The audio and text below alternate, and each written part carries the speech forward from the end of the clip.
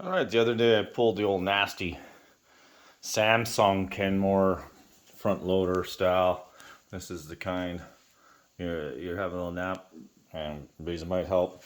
But anyways, that being said, this is the part number that Samsung you can get order from Samsung. This is the part number on the piece. This is the old piece. So this number, when you order it, that subs and it goes back to this one because they cast a whole bunch.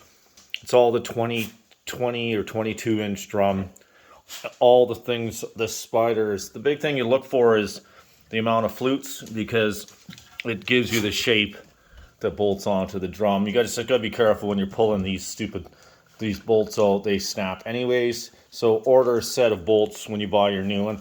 When I pulled it apart looking to order the parts, I just put a little bit of Gorilla Glue there and put it back together so we could do a few low spin washes while I waited and guessed if that was the right one. So if you're looking for this spider arm, that's the number you would be ordering and search for.